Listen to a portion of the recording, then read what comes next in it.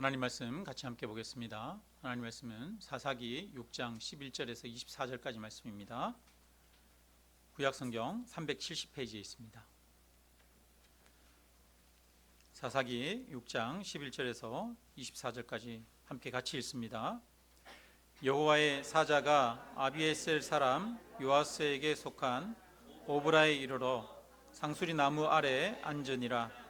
마침 요아스의 아들 기드온이 미디안 사람에게 알리지 아니하려 하여 밀을 포도주 틀에서 타작하더니 여호와의 사자가 기드온에게 나타나 이르되 큰 용사여 여호와께서 너와 함께 계시도다 하매 기드온이 그에게 대답하되 오 나의 주여 여호와께서 우리와 함께 계시면 어찌하여 이 모든 일이 우리에게 일어났나이까.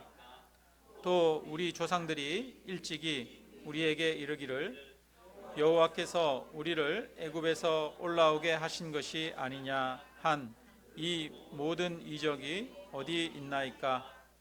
이제 여호와께서 우리를 버리사 미디안의 손에 우리를 넘겨 주셨나이다 하니 여호와께서 그를 향하여 이르시되 너는 가서 이 너의 힘으로 이스라엘을 미디안의 손에서 구원하라.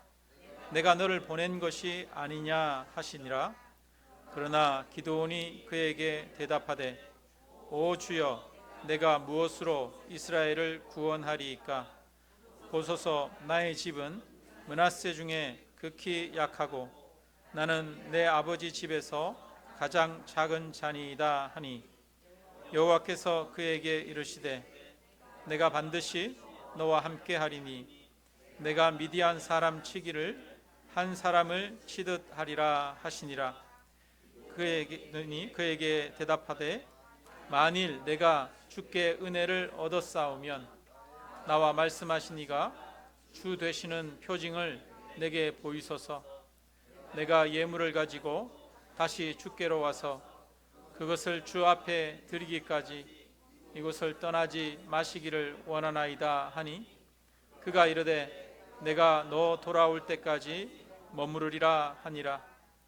기드온이 가서 염소 새끼 하나를 준비하고 가루 한 네바로 무교병을 만들고 고기를 소쿠리에 담고 그걸 양푼에 담아 상수리 나무 아래 그에게로 가져다가 드리매 하나님의 사자가 그에게 이르되 고기와 무교병을 가져다가 이 바위 위에 놓고 그걸 부으라 하니 기드온이 그대로 하니라.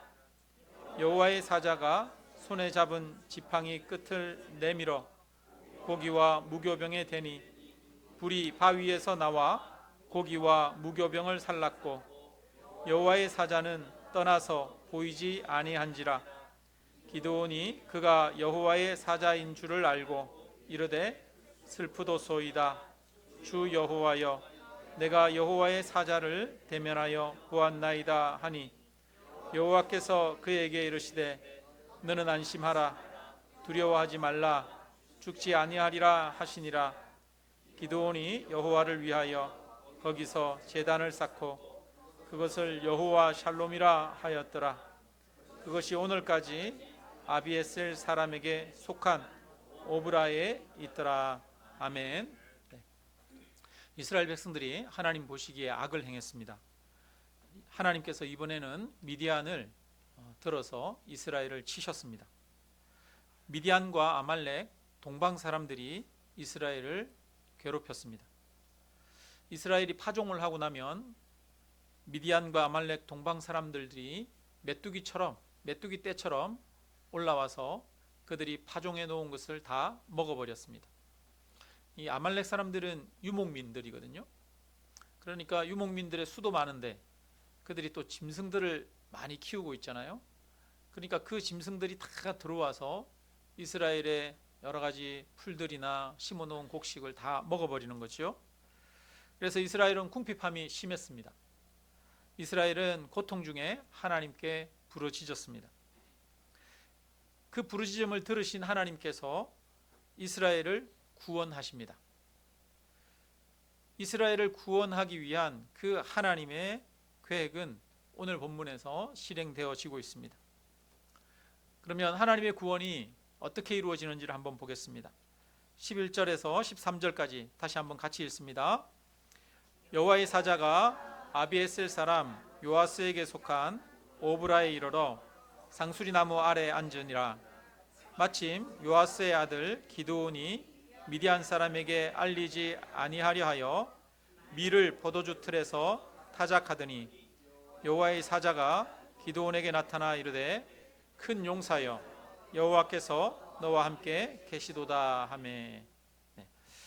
하나님이 이스라엘을 구원하기 위해서 누구에게 나타나셨습니까?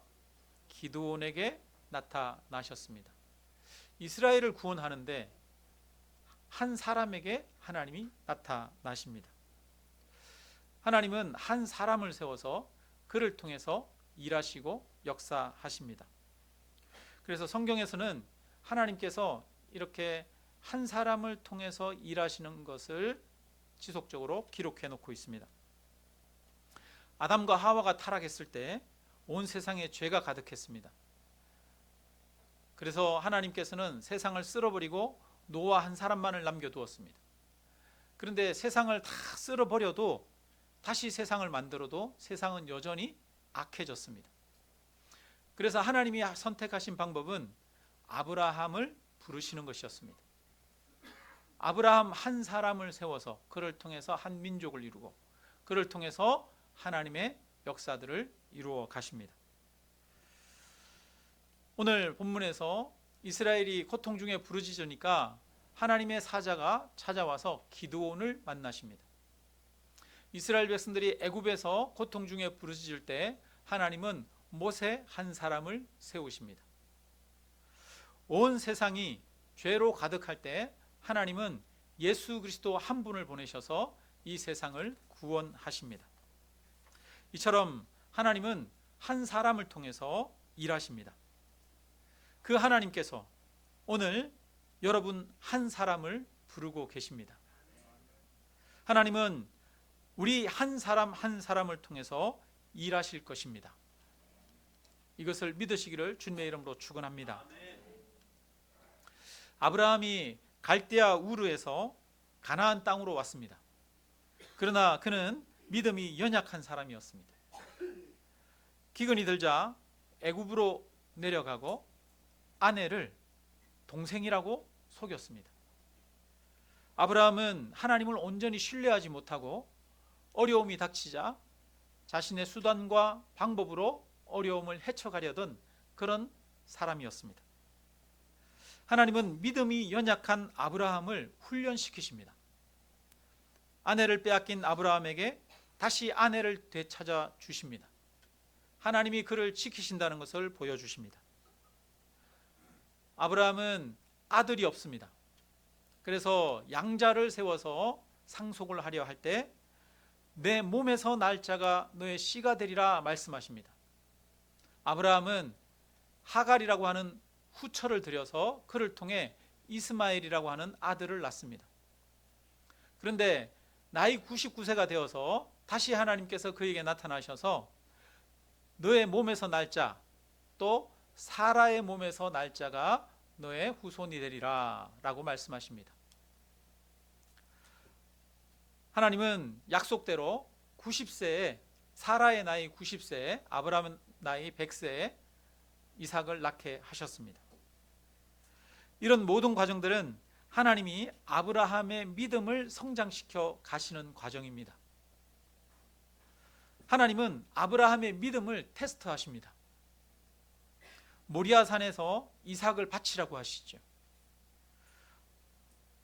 아브라함이 모리아산에서 이삭을 바칠 때 하나님이 이제야 네가 나를 경외하는 줄 알겠다라고 말씀하십니다. 히브리서에 보면은 아브라함이 죽은 자도 다시 살리실 줄로 믿었다라고 말하고 있습니다. 그 믿음으로 이삭을 바쳤다라고 말하고 있습니다. 그러니까 아브라함이 이제는 자신의 판단과 자신의 생각을 다 내려놓고 온전히 하나님만을 전적으로 신뢰하고 믿고 이삭을 바치라는 그 말씀에 순종하는 것입니다. 그래서 하나님은 그런 아브라함을 보고 이제야 내가 네가 믿음이 있는 줄 알았다. 이제야 네가 나를 경외하는 줄 알았다. 나를 하나님으로 인정하는 줄 알았다라고 말씀하십니다. 하나님의 목표는 우리가 하나님을 하나님으로 인정하게 하는 것입니다. 하나님의 목표는 우리가 하나님을 온전히 믿도록 하는 데 있는 것입니다. 하나님은 오랜 시간을 거쳐서 아브라함을 훈련시켜 믿음의 사람이 되게 하십니다. 그리고 그를 통해 이스라엘 민족을 이루셔서 인류를 구원하십니다. 한 사람을 믿음으로 훈련시키고 세워서 그를 통해서 일하시는 것이 하나님의 방법입니다. 그래서 한 사람이 믿음으로 성장하는 것은 참으로 귀한 일입니다. 오늘 본문 속에서도 하나님은 한 사람 기드온에게 찾아오시죠. 그리고 그 기드온을 믿음으로 세워주고 그를 통해서 이스라엘을 구원하십니다. 하나님에게는 믿음으로 세워진 한 사람이 중요한 것입니다. 같이 따라해 봅시다. 하나님에게는 나 한 사람이 중요합니다. 여러분, 하나님에게는 나 한 사람이 하나님을 온전히 신뢰하는 것, 그것이 무엇보다 중요한 것입니다. 그런데 우리는 우리의 관심이 내 믿음이 성장하는 데 있지 않고 내 삶의 여러 가지 필요와 문제들이 해결되는데 초점이 있지요. 하나님은 우리가 삶의 필요와 문제를 해결하는 데 초점이 있는 것이 아니라 하나님의 초점은 우리의 믿음이 성장하는 데 초점이 있습니다. 그래서 때로는 우리에게 시험이 있어도 그 시험은 우리를 성장시키는 하나님의 도구인 것이죠. 그래서 시험은 하나님이 우리 가운데 함께 하지 않는 그런 증거가 아니라 시험은 하나님이 우리와 함께 하시는 증거입니다. 그래서 야고보서에 말하며 보면은 너희가 시험을 만나거든 온전히 기쁘게 여기라 라고 말하죠.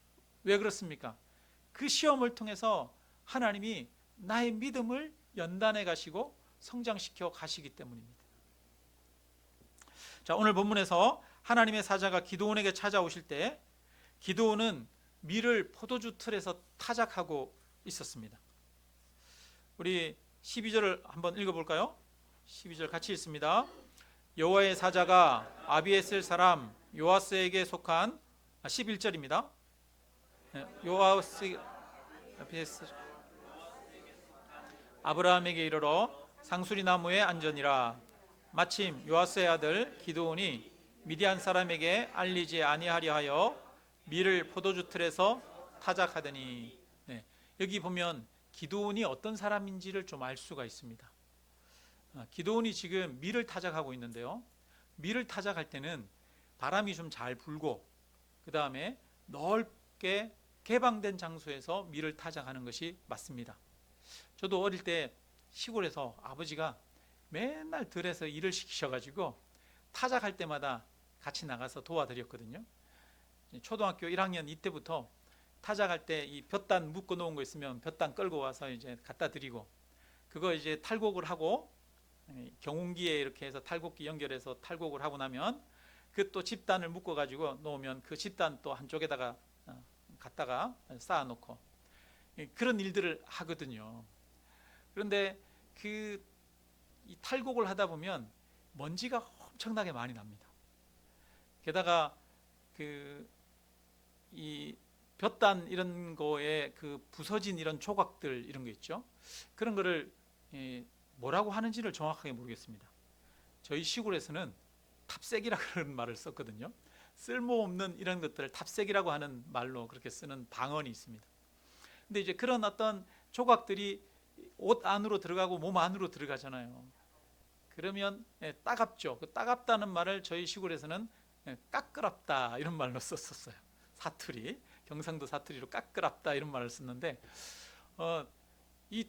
그렇게 이 탈곡하는 곳에 타작마당에는 먼지가 많이 날리고 그 다음에 막 몸에 안으로 뭐가 들어가고 그러면 불편하고 힘들고 그렇거든요.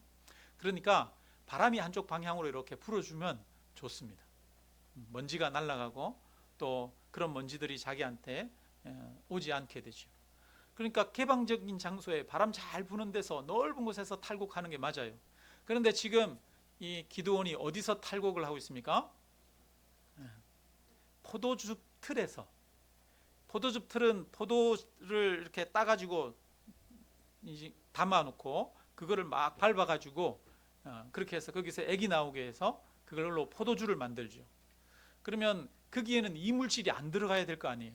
그러니까 바람이 잘 안 부는 장소겠죠. 가려진 장소겠죠. 그리고 또 움푹 들어간 곳이겠죠. 그러니까 거기는 밀을 타작할 곳이 아니에요. 그런 곳에서 들어가서 밀을 타작하는 건 얼마나 힘들겠습니까? 탈곡할 때 제일 고약한 것 중에 하나가 이 벼, 보리, 밀 이런 것 중에 밀이 제일 고약하더라고요.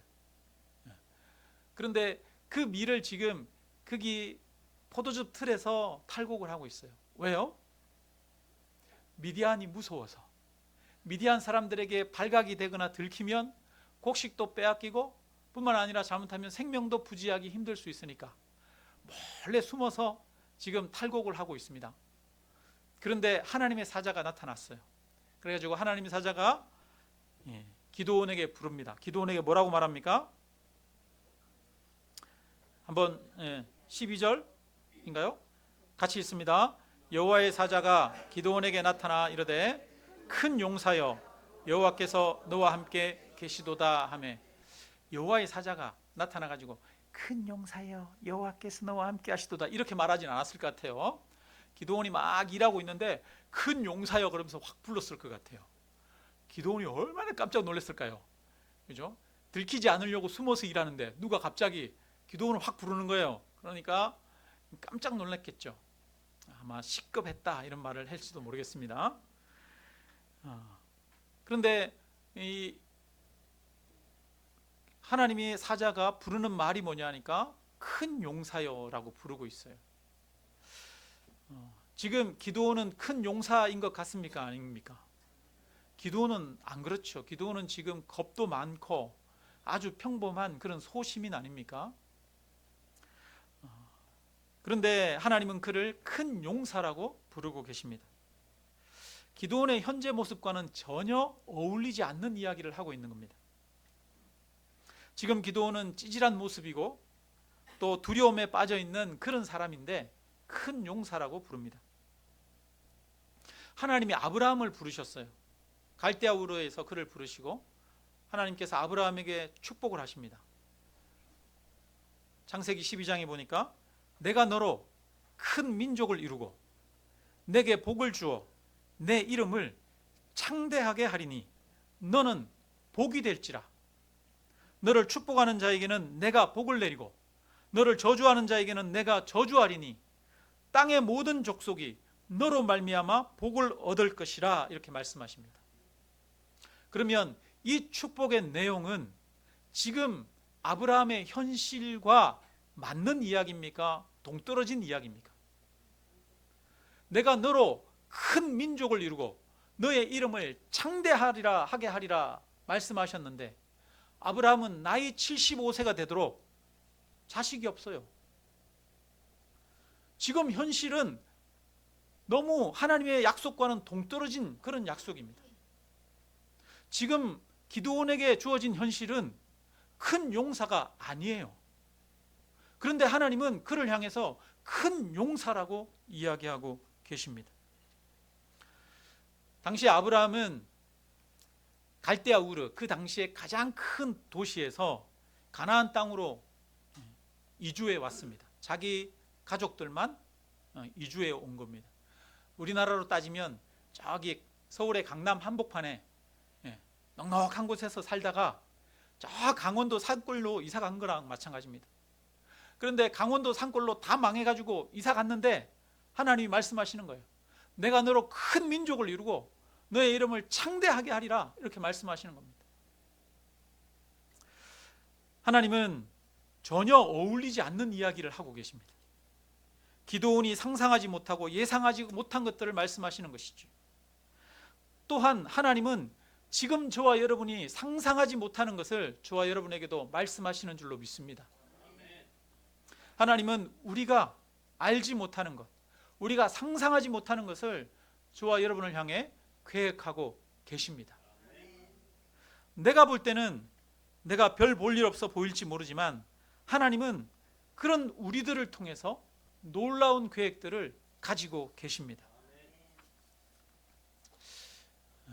저는 원래 별 볼 일 없는 사람입니다. 제가 일부러 겸손하게 이렇게 하려고 그렇게 말하는 게 아니고요. 제가 이렇게 주변에 이 목사님들과 교제해 보면 주변의 목사님들 정말 훌륭한 목사님들이 많습니다. 작은 개척교회를 섬기는 목사님들도 정말 지혜롭고 또 학식도 있고 또 인격이나 성품도 좋은 그런 목사님들이 정말 많아요. 거기에 비하면 저는 할 줄 아는 게 별로 없어요. 그래서 정말 저는 볼품없는 사람이라고 생각을 합니다. 그런데 하나님은 그런 사람들도 들어서 사용을 하시더라고요. 그래서 개척을 하고 지금까지 걸어온 모든 과정들이 내가 한 것이 하나도 없다라고 고백할 수밖에 없습니다. 전적으로 하나님이 하셨다라고 고백할 수밖에 없습니다. 하나님의 계획은 우리가 알 수가 없어요. 하나님은 우리가 상상하지 못할 만큼 정말 우리를 들어서 사용하십니다. 아내와 저는 개척하기로 결정하고 나서 그렇게 말했어요. 우리가 단둘이 집에서 아파트에서 개척해야 될지도 모르겠지만 우리 집에서 예배를 드리는 한이 있더라도 일평생 우리가 한 사람 전도해서 복음으로 양육하고 또 이렇게 성장시키는 것을 할 수 있을지 없을지도 모르지만 단 한 사람이라도 하나님이 우리를 들어서 사용하신다면 우리가 개척을 합시다라고 그렇게 결단하고 개척을 한 거였어요. 저는 이렇게 우리 많은 성도님들이 함께 모일 거라고 하는 상상조차 하지를 못했습니다. 그런데 하나님이 정말 별 볼 일 없는 사람을 통해서도 일하시는 것을 보게 됩니다. 하나님은 우리가 생각하는 것 이상으로 우리를 사용하시기를 원하십니다.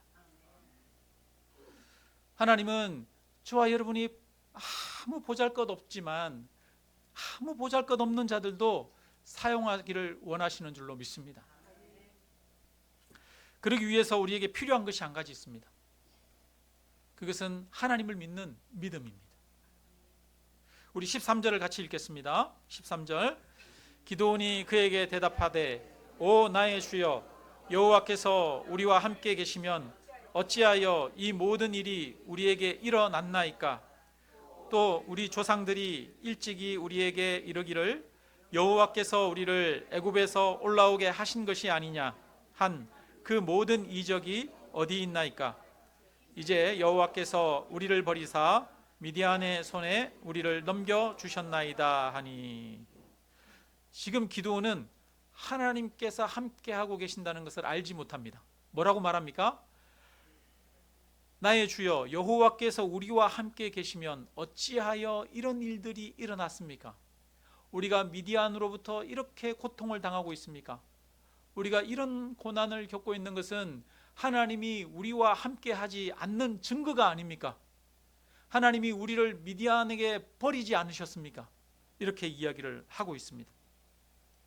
여러분 혹시 지금 우리들 중에도 이런 생각을 가지고 계시는 분 있지 않습니까? 지금 겪고 있는 삶의 어려움 때문에 하나님이 나와 함께 하지 않는 것처럼 느끼고 계시진 않습니까? 하나님 앞에 나와서 예배하고 기도는 하고 있지만 하나님이 멀리 계신 것처럼 그렇게 느끼진 않습니까? 지금 기도원도 하나님이 자신을 버리고 함께 하지 않는 것처럼 생각하고 있는 거예요. 그 증거가 지금 우리가 겪고 있는 이 고통이라는 겁니다. 여러분 우리는 고통이 있을 때 하나님이 나를 버리셨다라고 생각합니다. 여러분 그러면 우리가 고통이 있을 때 하나님은 저와 여러분을 버리십니까? 버리신 것이 아니지요. 요셉이 애굽으로 팔려갔어요. 보디발의 장군의 집으로 팔려갔습니다. 하나님이 요셉을 버리셨습니까? 버리지 않으셨습니다. 요셉이 누명을 쓰고 감옥에 갇혔습니다. 하나님이 요셉을 버리셨습니까? 버리지 않으셨습니다. 고통 가운데 있지만 하나님이 요셉과 함께 하셨습니다. 그래서 하나님께서는 그에게 말씀하십니다. 큰 용사여, 여호와께서 너와 함께 하시도다. 하나님은 지금 저와 여러분에게 말씀하십니다. 고통 가운데 있는 사람에게 말씀하십니다. 하나님이 지금 너와 함께 하시도다. 오늘 우리는 이것을 믿어야 합니다. 여호와께서 나와 함께 하고 계심을 믿어야 합니다. 비록 여러 가지 삶에 문제가 있고 아픔이 있고 힘든 일이 있어도 하나님께서 나와 함께 하신다는 것을 믿어야 합니다. 미디안으로부터 고통받고 두려움에 숨어서 밀타작을 하고 있지만 여호와께서 함께 하신다는 것을 알아야 하는 것이죠.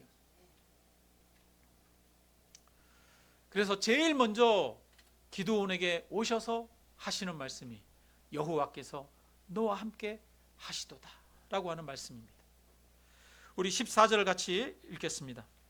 14절, 여호와께서 그를 향하여 이르시되 너는 가서 이 너의 힘으로 이스라엘을 미디안에서 구원하라.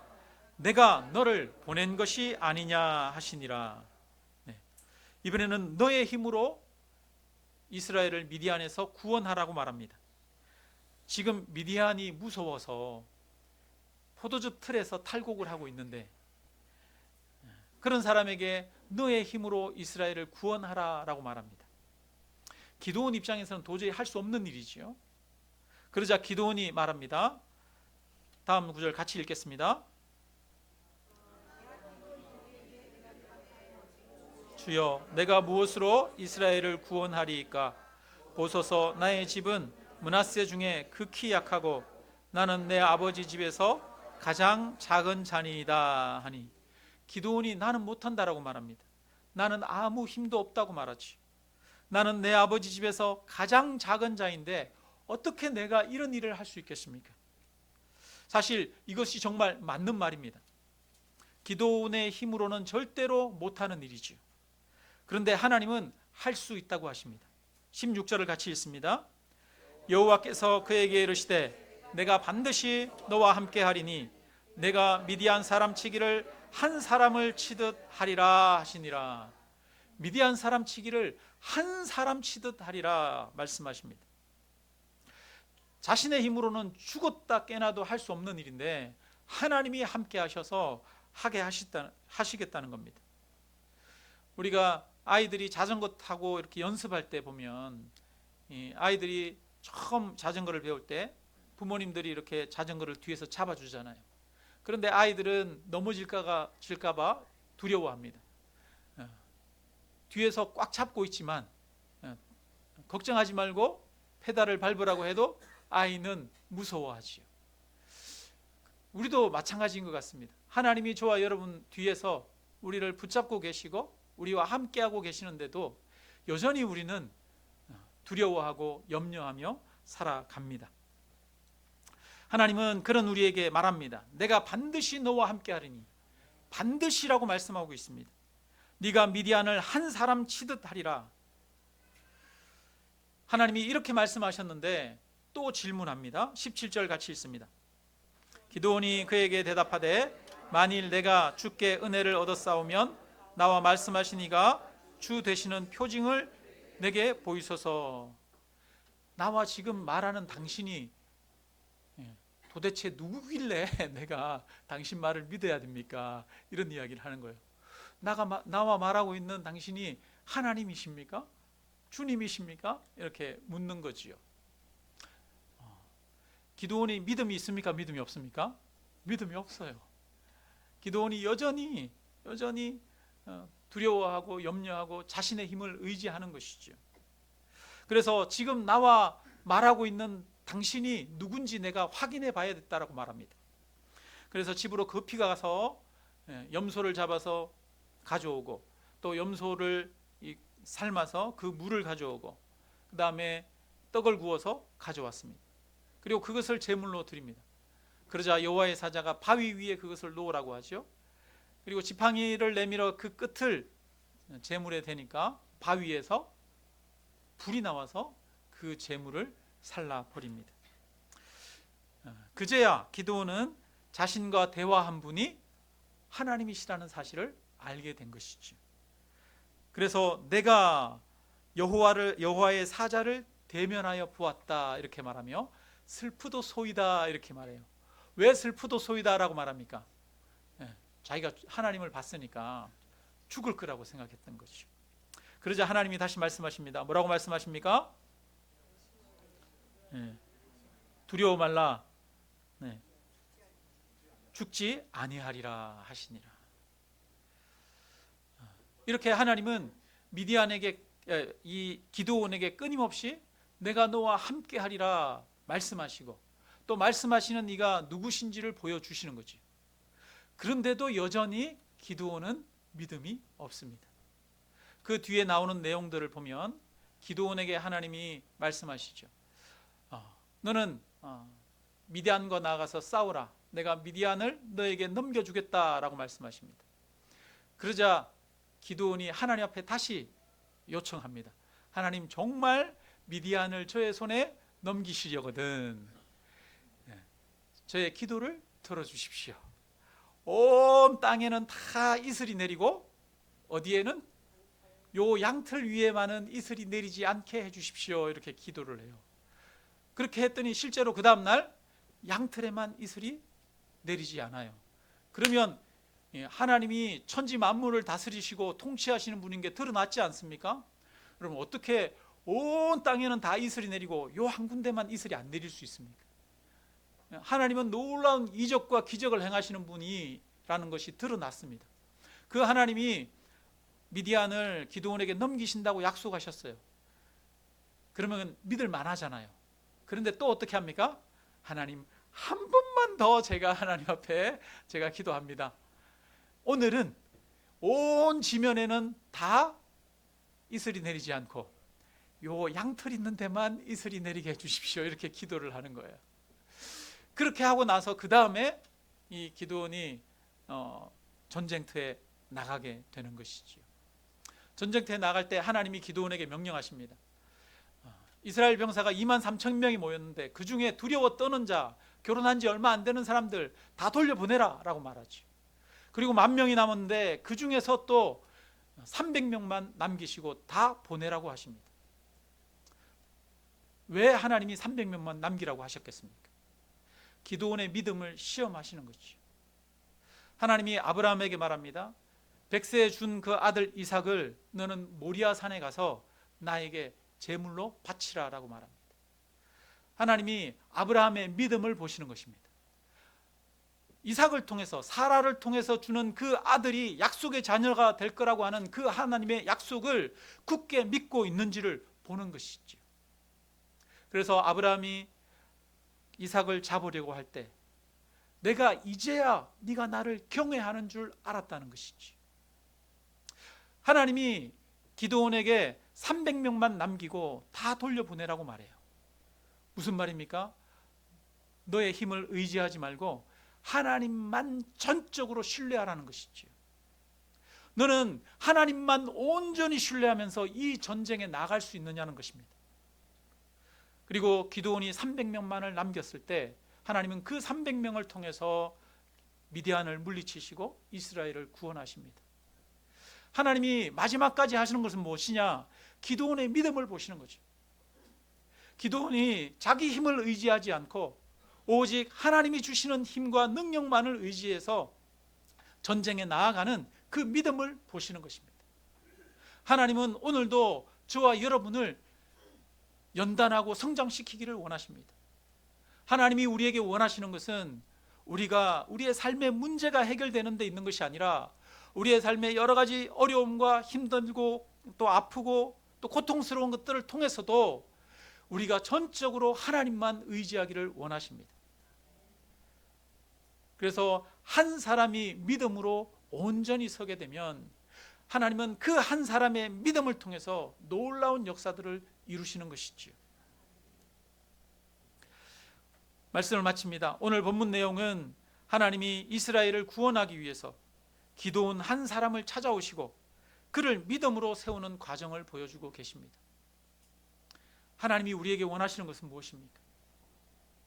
하나님이 우리와 함께 하신다는 것을 우리가 온전히 신뢰하게 하는 것입니다. 내 힘과 내 지혜와 내 능력을 의지하지 않고 오직 하나님만 의지하게 하는 것입니다. 이처럼 하나님은 믿음의 한 사람을 세우셔서 그를 통해서 일하십니다. 그래서 기드온의 믿음을 하나님께서 연단시켜 가시고 성장시켜 가시고 테스트하는 것처럼 저와 여러분도 삶에서 저와 여러분의 믿음이 하나님에 의해서 성장하고 자라가기를 주님의 이름으로 축원합니다.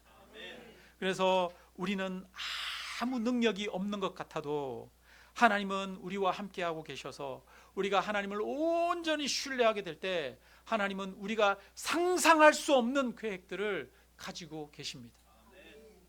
하나님은 아브라함을 부르셔서 실패자와 같은 그 아브라함을 통해서 너로 큰 민족을 이루고 너의 이름이 창대하게 하리라 말씀하십니다.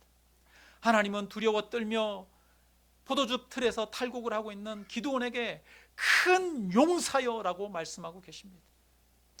우리가 비록 아무것도 아닌 것 같아도 나는 아무것도 아니지만 전능하신 하나님이 나와 함께하고 계심을 정말 우리가 온전히 신뢰하고 믿는다면 하나님은 우리를 통해서 일하시고 우리가 상상할 수 없는 일들을 이루실 줄로 믿습니다.